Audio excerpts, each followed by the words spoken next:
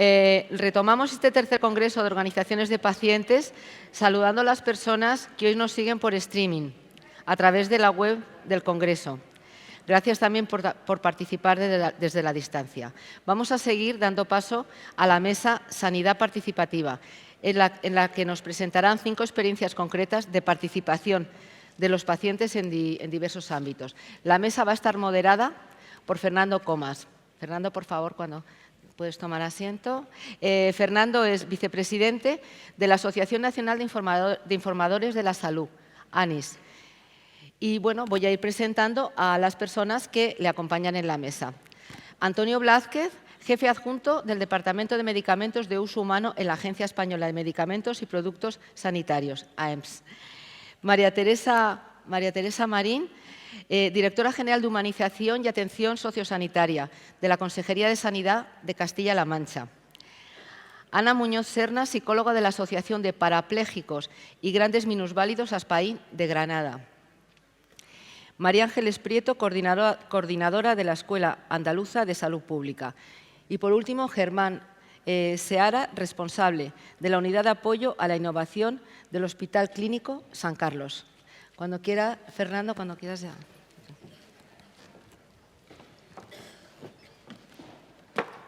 Hola, buenos días. Gracias a todos por estar aquí. Deciros que somos inocentes de este retraso. Nosotros lo heredamos, tan solo decirles que vamos a cumplir exactamente con los 45 minutos que tenemos asignados, para lo cual tenemos una tarjeta amarilla cuando vayan 4 minutos de las presentaciones, una tarjeta roja y una tarjeta negra, ya eso ya es mortal. Bien, ¿no funciona esto?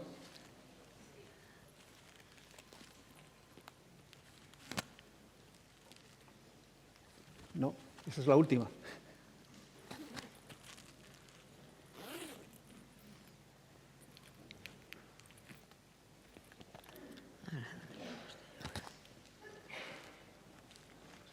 Soy Fernando Comas, soy vicepresidente de ANIS. ANIS es acentuado en la A, por si acaso.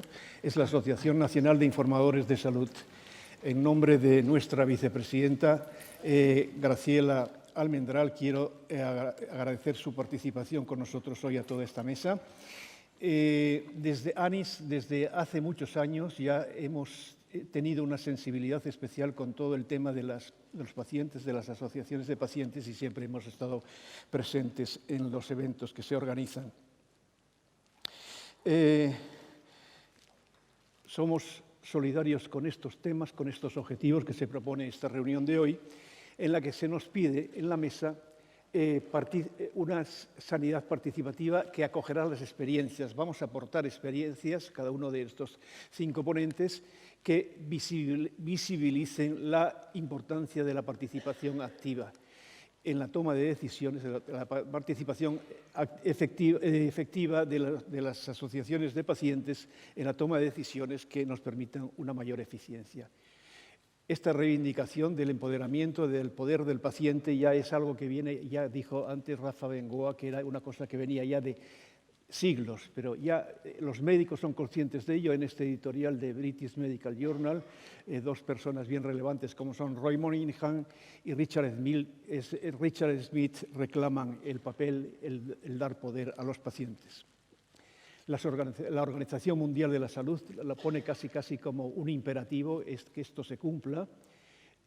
El 30 de octubre del 2017, un hito histórico para el Sistema Nacional de Salud y en general para los pacientes en particular, los pacientes logran la participación real en el Sistema Nacional de Salud.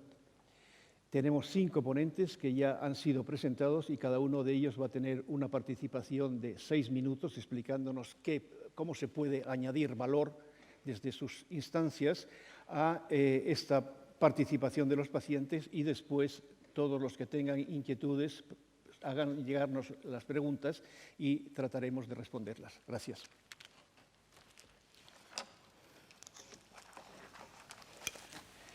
En primer lugar, María Teresa Marín. Bien, empiezo yo. Buenos días. Es bastante difícil resumir en tan corto espacio de tiempo. Espero al menos tener la ocasión de activar el interés por el proyecto que vengo a presentar. Vengo en calidad de secretaria de la Fundación Sociosanitaria de Castilla-La Mancha. No voy a hacer una ponencia tan institucional, sino una experiencia concreta que yo creo que tiene un enorme interés para el tema que hoy se trata aquí, que es la participación de pacientes, en este caso pacientes con trastorno mental grave, en los dispositivos de salud mental. La Fundación Sociosanitaria, dos pinceladas, es una fundación pública financiada mayoritariamente desde la Consejería de Sanidad y la Consejería de Bienestar Social de la Junta de Comunidades de Castilla-La Mancha. Lleva funcionando desde el año 2001 y en este momento gestiona unos más de 70 dispositivos de salud mental, dispositivos de atención sociosanitaria, relacionados, como digo, con salud mental y adicciones, fundamentalmente. El proyecto que voy a presentar se denomina Profesional Experto por Experiencia. Es verdad que el movimiento asociativo en el ámbito de la salud mental tiene unas características un tanto excepcionales, ya que existen dificultades añadidas para la participación de los propios pacientes en iniciativas de tipo asociativo. Contamos además con que después de muchos años de reforma de la psiquiatría en España, hay un discurso y un transcurso en nuestros dispositivos de atención a personas con trastorno mental grave que empieza a resentirse de ese impulso inicial de reforma y a acomodarse a una cierta situación que va acompañando también al envejecimiento de nuestros propios pacientes o de nuestros propios usuarios. Éramos conscientes de que necesitábamos también un cambio organizacional en estos dispositivos. Además, las personas con trastorno mental grave, dentro del colectivo de la discapacidad o de la cronicidad, tienen aún especiales dificultades para acceder a la inserción laboral. Es el colectivo que más dificultades se encuentra y el que menos niveles de inserción laboral presenta. Uniendo todo esto y aprovechando la oportunidad que nos brindaban los planes especiales de empleo de la Consejería de Economía, Empresas y Empleo, diseñamos un proyecto, diseñamos un programa para contratar e incorporar a personas con trastorno mental grave como profesionales expertos por experiencia para trabajar dentro de los equipos directivos de los centros. Como resultado de esto, en los 3 años en los que han transcurrido desde el inicio de la experiencia, que fue en 2016, ha habido una incorporación de 41 personas con un trastorno mental grave, han formado parte de estos equipos directivos. Incluso en algún caso, en la última edición, 2 de estas personas han trabajado como coordinadores del programa. Esta experiencia ha tenido unas repercusiones en las propias personas que han formado parte del proyecto, pero ha tenido también un recorrido muy largo en el trabajo que se ha realizado desde, con y por los equipos de estos centros.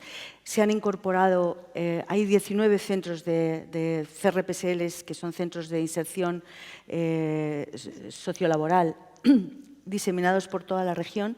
Han participado 15 de estos centros, o sea, 15 de estos equipos han participado y, como decía, 41 profesionales contratados.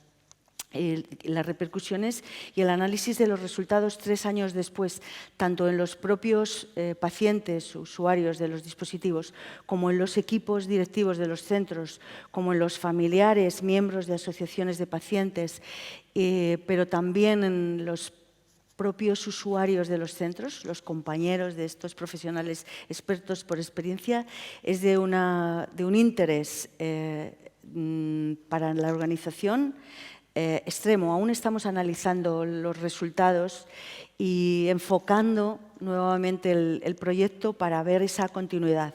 Precisamente la continuidad ha sido uno de los hándicaps del proyecto, porque al arroparnos o al cubrirnos con el paraguas de los planes especiales de empleo, la contratación tenía que ser necesariamente temporal.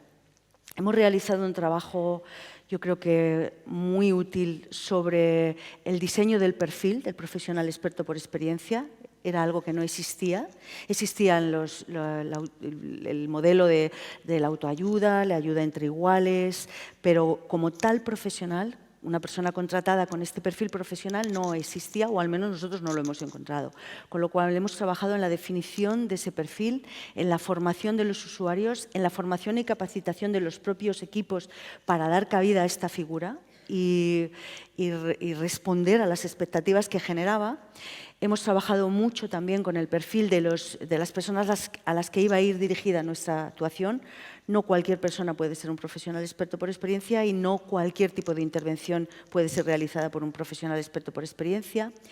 ¿Qué nos queda? Pues, como digo, superar la fase de temporalidad que nos marcaba nuestra forma de financiar el proyecto. Y nos queda analizar pormenorizadamente tanto los datos cuantitativos como los cualitativos de qué efectos ha tenido realmente el proyecto. Nos falta definir formalmente la figura e incorporarla también formalmente a los equipos. Eso significa que haya en la plantilla orgánica de los centros un puesto de trabajo o unos puestos de trabajo para los profesionales expertos. Y posiblemente nos queda definir también la capacitación de estos profesionales, que hemos avanzado mucho, pero seguimos sin disponer de una capacitación también regulada, formal. Yo le digo muchas veces a los equipos que este proyecto ha sido un revulsivo para todos. Hay un vídeo disponible, yo creo que amplio, y en el que se explica más extensamente de lo que hoy he podido hacer aquí el proyecto concreto. Está disponible en la página web de la Fundación Sociosanitaria, pero también yo creo que vía internet se puede conseguir. Si no, yo también puedo pasarlo a quien lo solicite. Como digo, ¿qué nos queda por hacer? Bueno, nos queda evaluar, nos queda darle esos visos de continuidad y de normalización de la figura.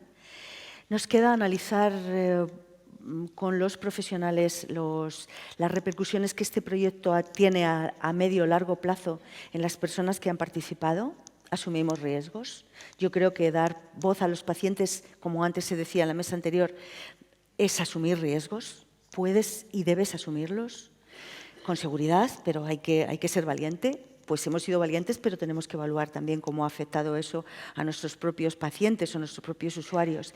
Y nos queda, yo creo que una asignatura pendiente que podemos abordar también en esta legislatura, que es el traslado de este modelo de intervención a los dispositivos sanitarios.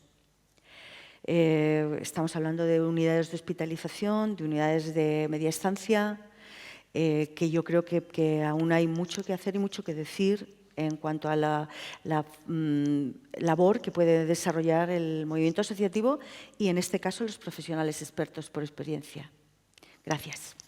Gracias.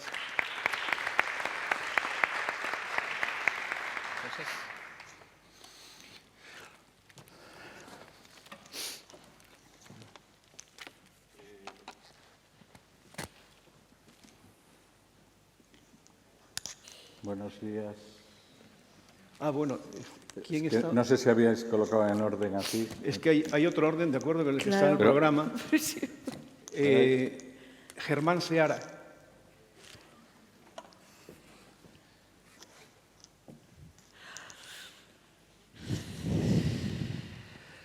Bueno, pues buenos días, muchas gracias. Yo estoy aquí representando una unidad de innovación, del Hospital Clínico, y mi planteamiento, visto un poco la amplitud de la mesa y el abanico de las cosas que se van a plantear, he preferido hacerlo más desde una óptica más micro.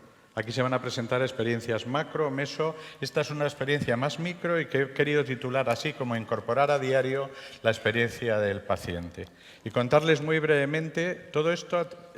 El mío es un hospital clásico, es un hospital antiguo e incluso algunos lo consideran un hospital viejo, y que tuvo hace un par de años la idea de plantear una reflexión estratégica que no se hiciera de arriba abajo, sino que en la que se planteara que todos los actores del modelo planificaran qué es lo que querían que fuera el hospital pues, en el 2025.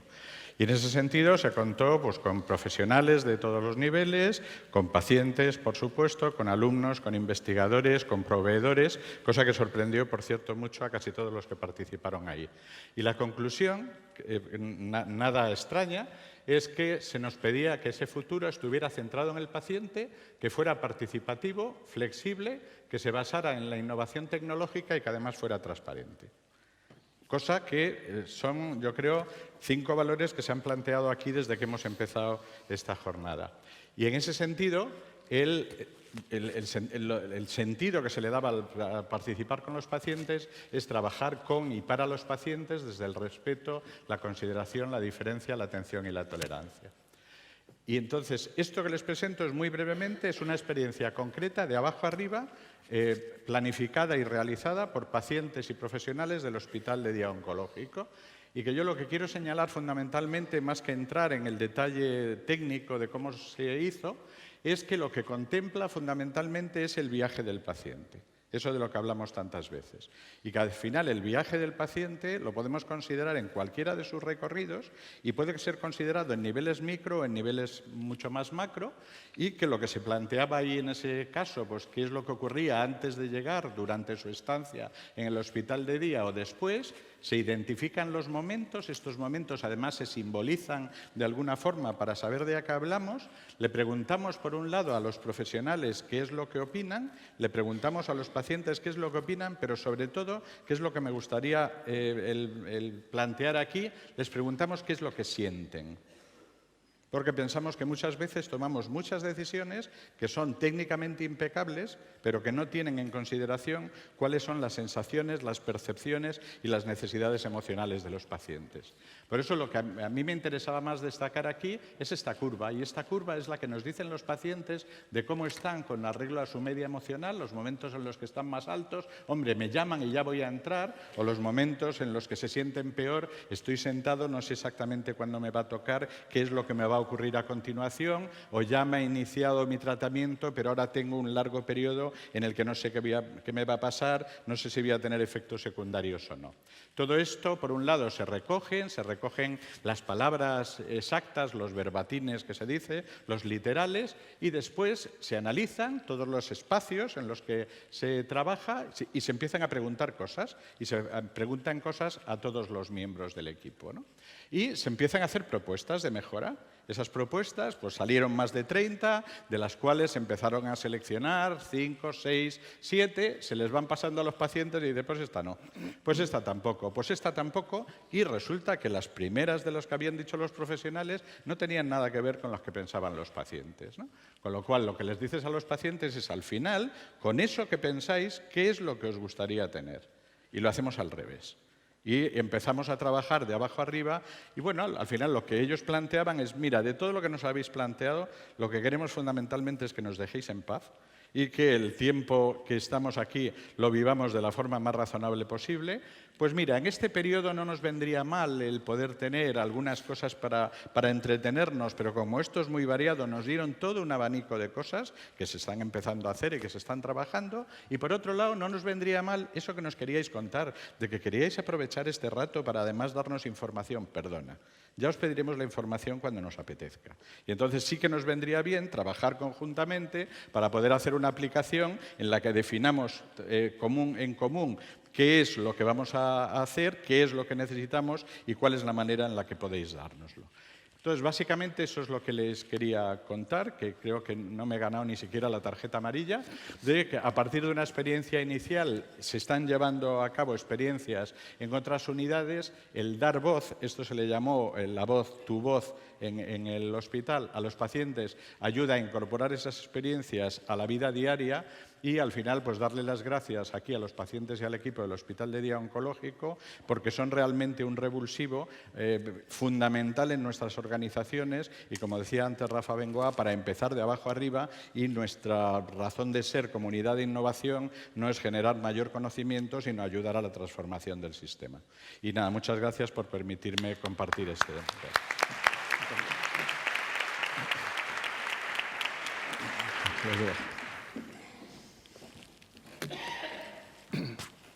Antonio Blázquez. Buenos días. Pues yo les vengo a contar cuál es el papel del paciente en la toma de decisiones en el ciclo de vida del medicamento, ¿vale? Desde la perspectiva de la Agencia Española de Medicamentos y Productos Sanitarios.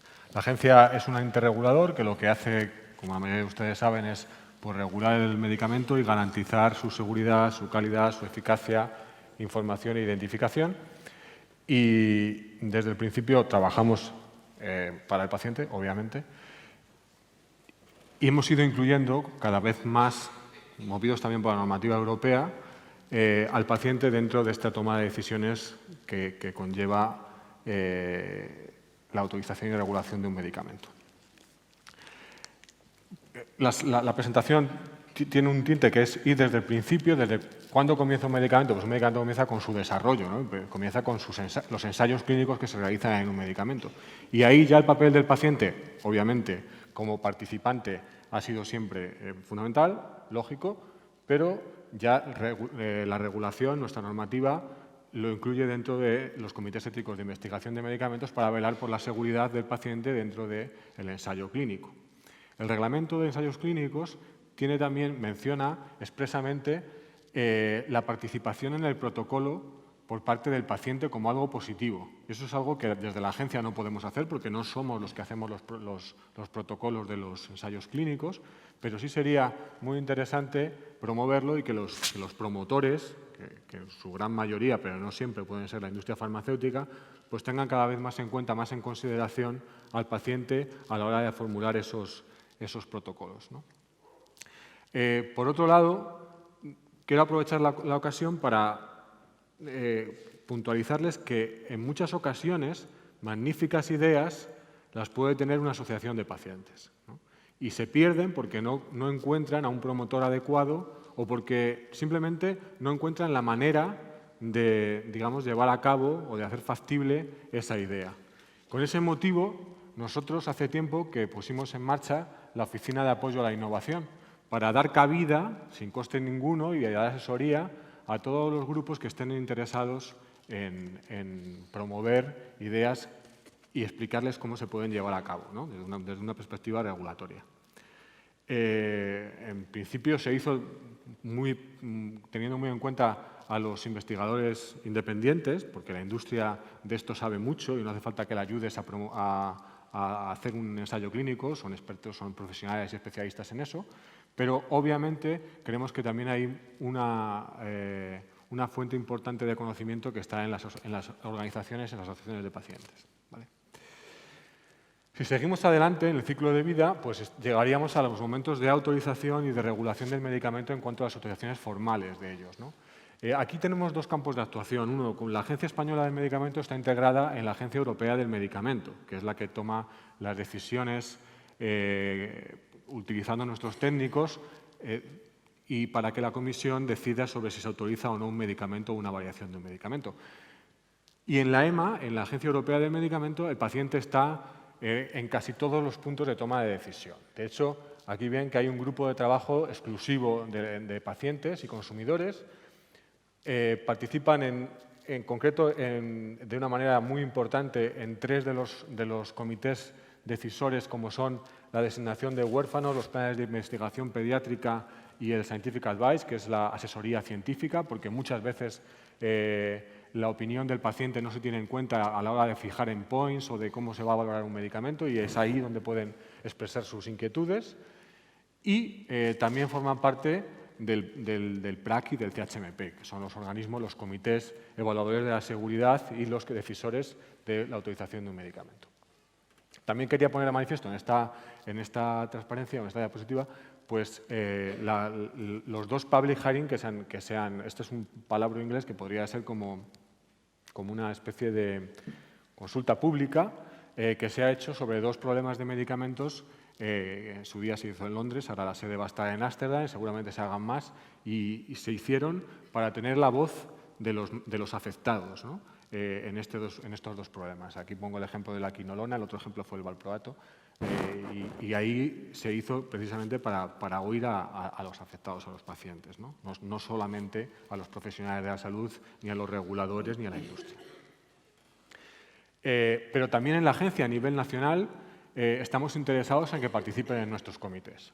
Hasta ahora el Comité de Evaluación de Medicamentos tenía un representante de consumidores y el Comité de Seguridad de Medicamentos tiene un representante de pacientes que ya está formando parte de él.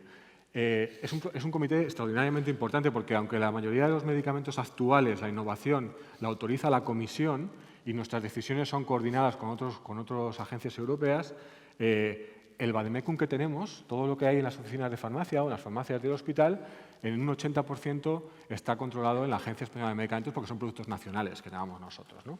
Y esos problemas de seguridad y esa presencia del paciente en el comité de seguridad es muy relevante, porque van a ser las decisiones de lo que se tiene que hacer con el producto, retiradas o no retiradas, o suspensiones o lo que sea, ¿no? Hemos tomado las iniciativas adecuadas para que se plasme en la normativa la presencia de los pacientes en los dos comités, y yo creo que en poco tiempo, en meses o en menos, si Dios quiere, podremos tener a los pacientes incluidos en los dos comités de manera oficial, aunque ya digo que extraoficialmente o de manera asiste al comité de seguridad un representante de pacientes, ¿vale? Otras dos actividades ya posautorización, y con esto termino, que estamos teniendo con los pacientes es una que para mí es fundamental, que es la participación en la farmacovigilancia. Cuando yo estudiaba, la farmacovigilancia era algo y muy reducido que solo hacían los profesionales sanitarios, el médico principalmente y el farmacéutico y, por supuesto, la industria farmacéutica.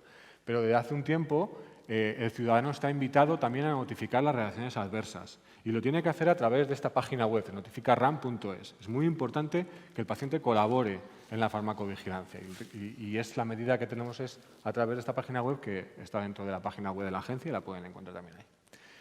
Y por último, sé que es lo más polémico, la participación en los informes de posicionamiento terapéutico, ¿vale? Todos los informes de posicionamiento terapéutico que hacemos tienen una fase consultiva con las asociaciones de pacientes que están involucradas, ¿de acuerdo? Y eso también creo que nos dota de una transparencia y de una ayuda importante. Último punto, las actividades que tenemos, una actividad como esta, pero o a mayores en cuanto a temas más concretos de medicamentos, formativas con los pacientes. Creemos que es muy importante. En este desarrollo, de que seguro que se ha hablado un montón de veces y se va a hablar en los congresos, ¿no? Desde el paciente clásico, un sujeto pasivo que bueno, más o menos puede hacerse con él lo que se quiera, ¿no? Tendemos todos, y creo que estamos todos convencidos, todos los que participamos aquí, hacia, aunque no me gusta nada la palabra esa de empoderado, pero bueno, a ese paciente que toma decisiones y que toma digamos, el pulso de su propia enfermedad, ¿no? Pero para eso hace falta estar formado, para eso hace falta tener una formación y para eso hace falta que los que nos dedicamos a la sanidad pues seamos capaces de transmitir distintos conceptos y distintas situaciones. Es imposible participar en un comité, como habéis visto ahí, de rango europeo o de rango nacional de medicamentos sin conocer ese mundo y esa normativa regulatoria. Es muy, muy complejo. Así que para eso la agencia va a estar siempre abierta y es algo que os invitamos a contar con nosotros para formar. Y también la puerta abierta siempre a cualquier asociación para cualquier tipo de reunión sobre las novedades terapéuticas que tengáis y las que veáis que pueden venir, cómo os van a afectar o cómo van a impactar en las patologías que se quieren tratar, ¿de acuerdo? Así que muchas gracias. Ángeles.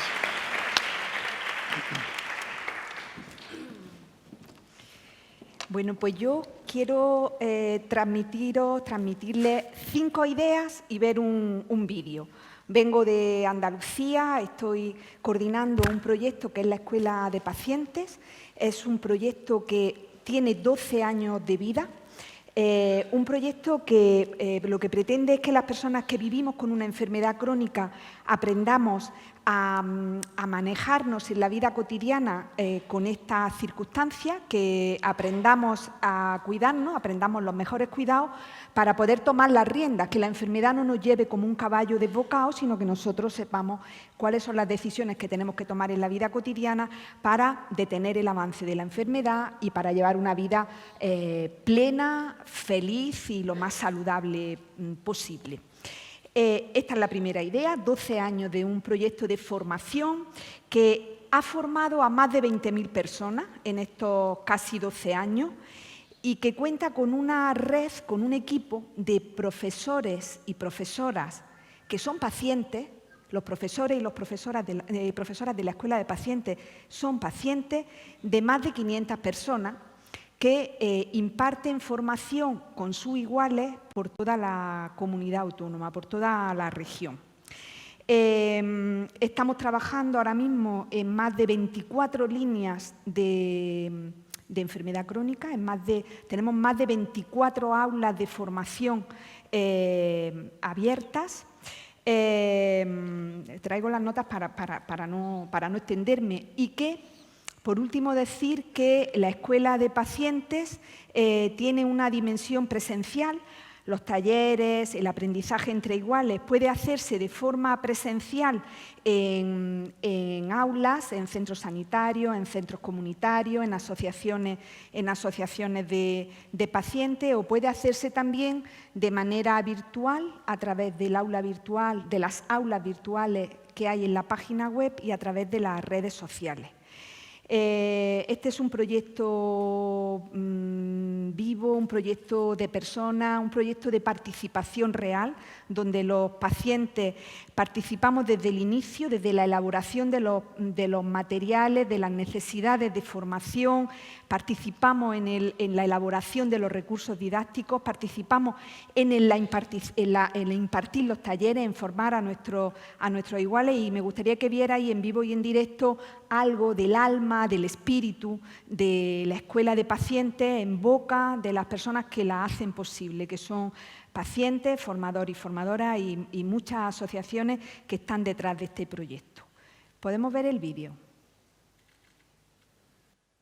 Hola, encantados.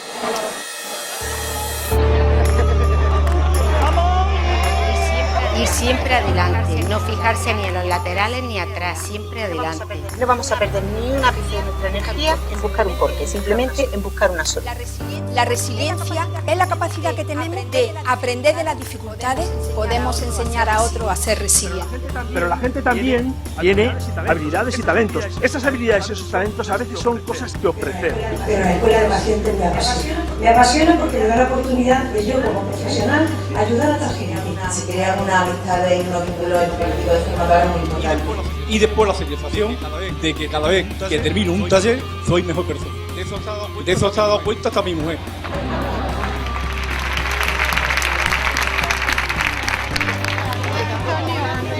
Me veo completamente identificado. Un par de horas que llevo aquí, pues creo que he aprendido más que los últimos 3 o 4 años, ¿no? Todo se convulsiona y que ahora tu lista de prioridades diferentes. Tu prioridad es ser feliz, es hacer realidad tus sueños, tu prioridad es disfrutar de cada momento. La sexualidad era un instrumento rehabilitador de primera magnitud, porque aumenta la autoestima, porque aumenta el bienestar, aumenta el mirarse mejor y el quererse mejor. Es muy bueno escuchar a la gente hablar en estos foros porque se habla de muchos temas que en otros sitios son incapaces de comentar.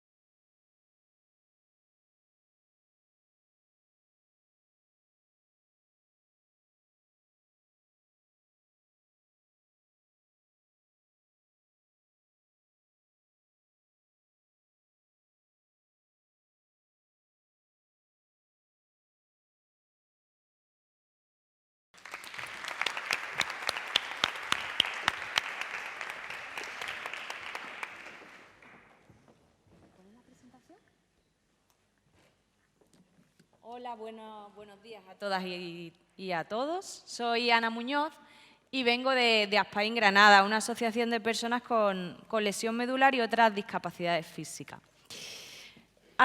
Recientemente, en el 2017, hicimos un convenio con la Escuela Andaluza de Salud Pública, con la Escuela de Pacientes, y abrimos nuestra primera aula nuestra primera escuela de pacientes de personas con lesión medular. Y vamos a contaros un poco cómo está yendo, cómo lo estamos llevando y cómo va. La lesión medular, si no sabéis, es una entidad neurológica que conlleva, aparte de la lesión medular en sí, muchísimas otras consecuencias biopsicosociales asociadas. Es decir, una persona tiene esta lesión medular, tras este shock, tiene que readaptarse por completo a una nueva vida. Tiene que aprender a reconocer los síntomas, aprender a utilizar diferentes productos de apoyo y hacer diferentes pautas para mejorar su calidad de vida.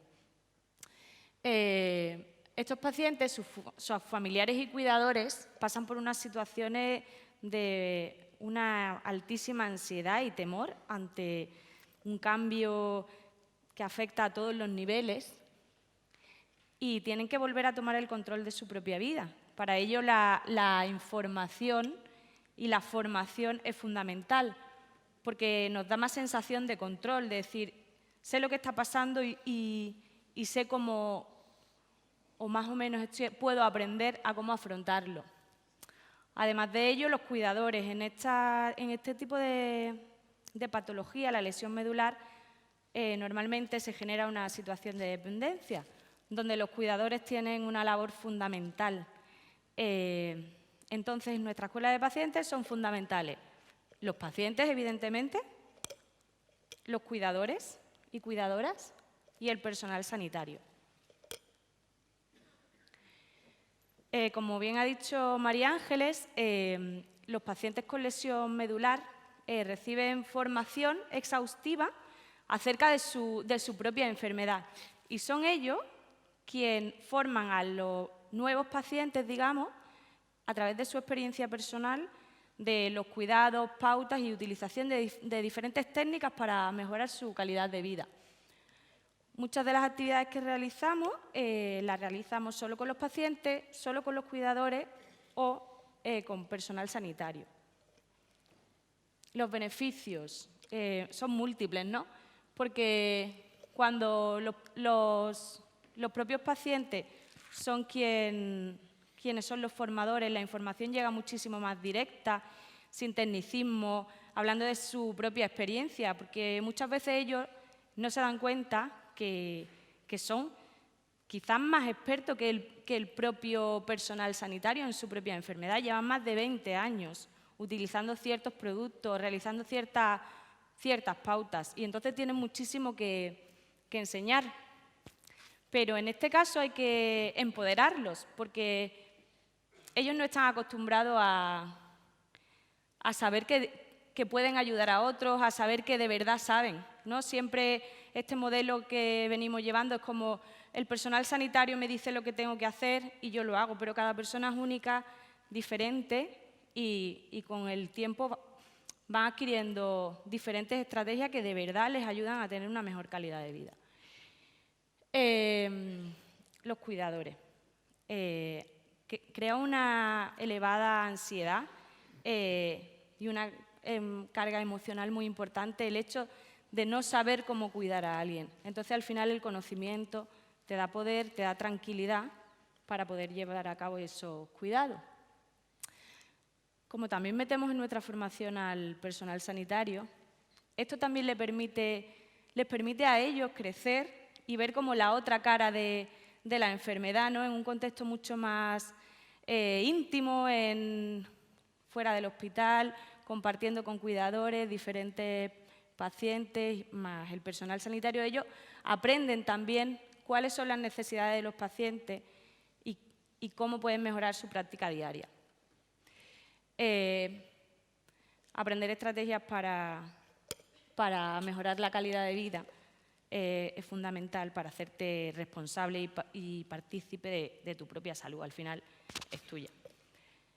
¿Qué llevamos haciendo desde que empezamos en 2017? Pues estamos haciendo talleres de prevención de úlceras por presión, algo muy típico en personas con este tipo de lesiones, cambios posturales que deben realizar, cuidados urológicos y prevención de infecciones urinarias, cómo utilizar determinados productos de apoyo, alteraciones gastrointestinales que vienen asociadas también, cuidado respiratorio,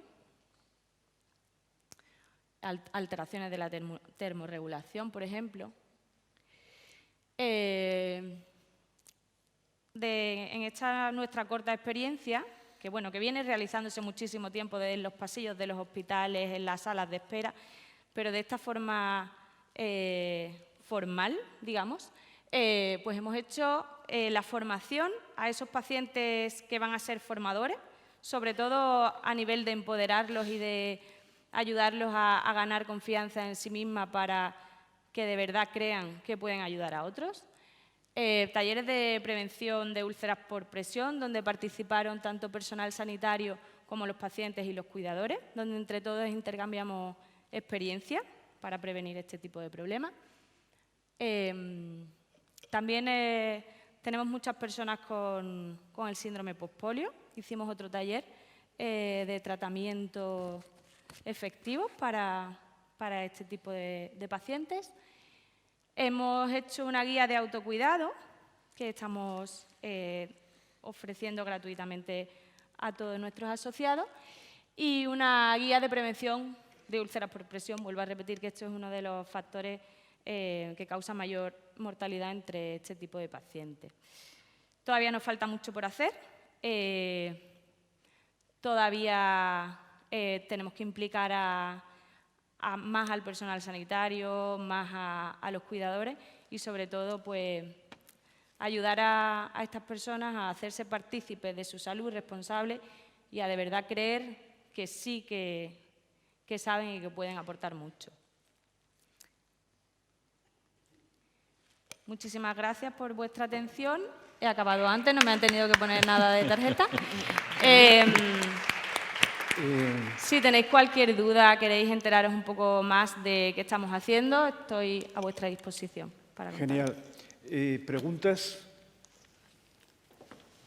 Bien, no hay preguntas. Todavía nos quedan unos pocos minutos. Yo quisiera haceros una pregunta a la mesa. Probablemente dentro de un año estaréis otra vez aquí en otro congreso, en otra reunión más. ¿Qué pensáis que actualmente son las asignaturas pendientes que tenemos o lo que estamos haciendo mal? Tenemos aquí 5 instancias que son la terapéutica, el poder, el gobierno, el apoyo psicológico, la docencia y la innovación. ¿Qué creéis que hay algo que estamos haciendo mal? ¿Hay algo que podemos todavía mejorar? Cualquiera. Bueno, yo por empezar, no creo que sea tanto el que hacemos mal, sino el ser capaz de ser autocríticos, ¿no? Yo creo que lo más importante del momento que vivimos y de toda la revolución esta digital y tecnológica es que nos empuja y que si no nos movemos nos arrasa. Con lo cual yo creo que es precisamente el momento de, con todos los datos que tenemos, con toda la experiencia que tenemos, con la participación de todos los actores, ir tomando decisiones.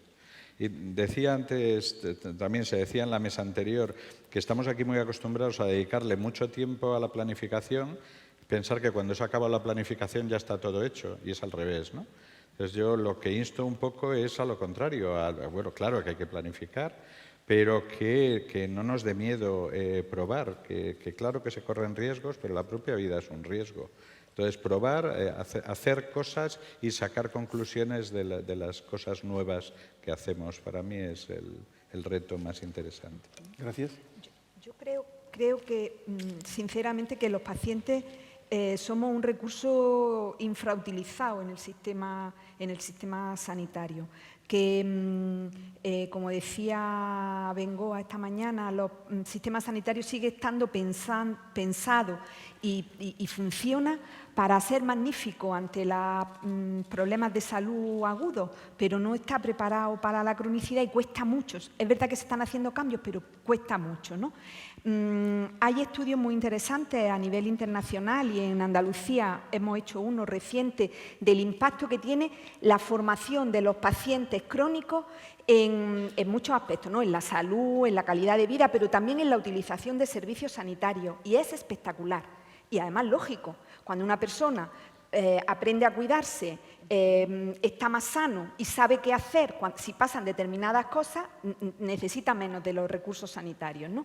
Bueno, pues yo creo que esta línea, aunque el papel del paciente, el protagonismo del paciente está en todos los planes, en todas las estrategias, etcétera, etcétera, en la vida real y en la experiencia real, pues todavía faltan cosas que hacer, ¿no?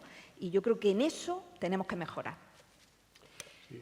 Yo creo que sí, efectivamente. Un reto importante es la formación del paciente, del ciudadano en general, porque cuando se quiere ser partícipe de la toma de decisiones es evidente que tienes que estar formado, porque si no es muy difícil. Y eso es un reto para la gente que está aquí, de las asociaciones, de las plataformas, ¿no? Porque hay que, sin ser un técnico en la materia, conseguir... aunque eso es por su propio interés, ¿no? El propio paciente, si quiere defender una postura, tiene que defenderla con las mejores herramientas posibles y la mejor herramienta te la va a dar esa formación que puedas tener. Porque si no, las administraciones van a seguir en su dinámica, que siempre es muy rígida, muy estable, muy de macro, de defender las cosas, los valores y los números más crudos. Y si no eres capaz de saber meter esa dinámica tú con las herramientas de formación y saber a quién te tienes que dirigir, es complejo. Yo opino que ya sabemos lo del carácter biopsicosocial de la salud, ¿no? Pero parece que nos hemos olvidado un poco de ello o no lo ponemos tanto en la práctica, ¿no?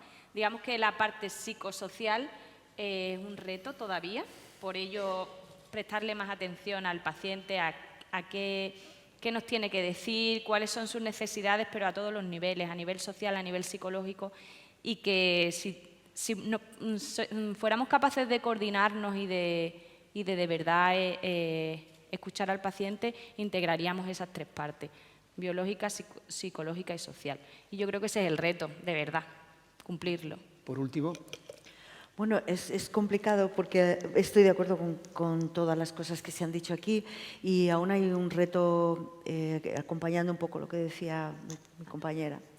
Yo creo que hoy todavía falta afrontar de verdad, desde los distintos ámbitos, de la administración, pero también del movimiento asociativo, la continuidad de cuidados y la atención sociosanitaria. Es verdad que hay pequeños avances, pero que no terminamos de consolidar un modelo que permita integrar distintas áreas de cuidados en el seguimiento del paciente o del usuario a lo largo de todo el proceso de su enfermedad. Y eso es especialmente grave cuando hablamos de enfermedades crónicas o de enfermedades raras o poco frecuentes. Yo creo que el reto del envejecimiento y, consiguientemente, el incremento de los procesos crónicos y de la cronicidad debe obligarnos o debería obligarnos a sentarnos de una vez y diseñar un modelo que permita garantizar esa continuidad de cuidados a lo largo de todo el proceso de la vida. Bueno, yo agradeceros a vosotros porque no he tenido que sacar la tarjeta roja a nadie, o sea que habéis cumplido muy bien con todo lo que habíamos planteado, y a todos vosotros por escucharnos y decir que es posible cumplir con los 45 minutos y exactamente se cumplen en este momento. Gracias.